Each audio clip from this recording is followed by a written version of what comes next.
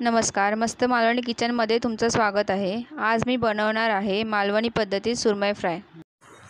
तर आज तुम्हाला मी दाखवणार आहे मालवणी पद्धतीत सुरमई फ्राय कशी करायची। ही मच्छी चवीला खूपच छान असते। तर आता आपण बघूया ह्याला कसं बनवायचं। ही बघा मी सुरमई घेतली आहे। आता ह्याला मी हळद, मीठ आणि कोकम लावून 15 मिनिटं ठेवणार आहे। त्यामुळे हिचा इवसपणा निघून जातो। 15 मिनिटं झाली आहेत। आता त्यात मी आलं, लसूण, हिरवी मिरची बारीक करून टाकत आहे। आता याच्यामध्ये मी लाल मिरची, धने आणि तिरपळ याची चटणी टाकत आहे मी।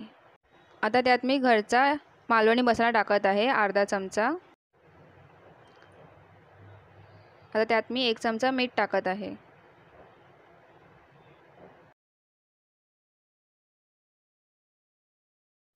आणि आता त्यामध्ये मी 1 चमचा हळद टाकणार आहे। आणि आता मी त्यामध्ये 1 चमचा धना पावडर टाकणार आहे। आता मी त्यात 2 चमचे पाणी टाकणार आहे।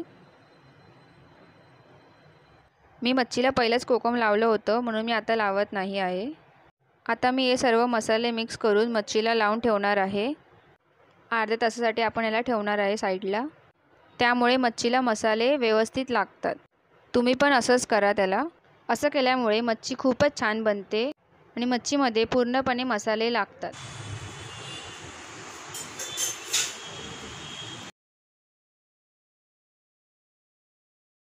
आता अर्धा तास झाला आहे आणि आपली मच्छी फ्राय करायला तयार आहे। आता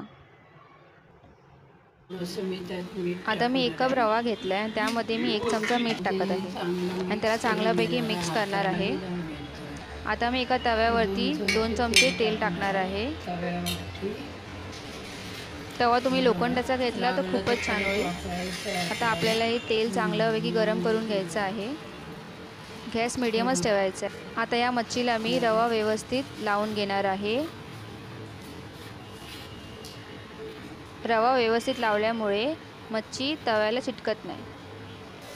आता ही मच्छी बघा मी तव्यावरती व्यवस्थित लावून घेत आहे आणि गॅस स्लोच ठेवायचा आहे। आता सर्व मच्छीच्या तुकड्यांना मी तसंच करून घेणार आहे।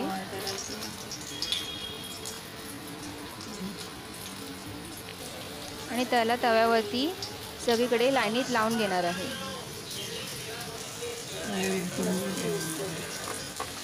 आता मी याला 10 मिनिटांनी परतणार आहे।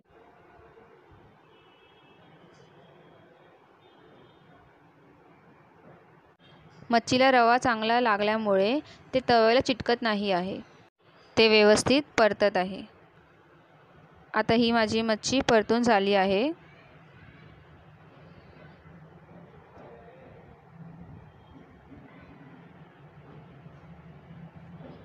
आता त्यावर मी 2 चमचे परत तेल टाकणार आहे।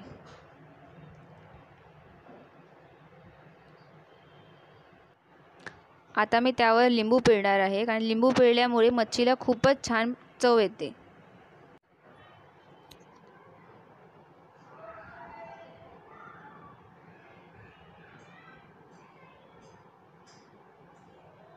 प्रत्येक मच्छीच्या तुकड्यावरती लिंबू पिळून घ्या। आता ही बघा मस्तपैकी तुमची मालवणी पद्धतीत सुरमई तयार आहे। तुम्हाला माझा व्हिडिओ आवडला असेल तर माझ्या चॅनलला नक्कीच सबस्क्राईब करा आणि बेल आयकॉनवर नक्कीच क्लिक करा। थँक्यू।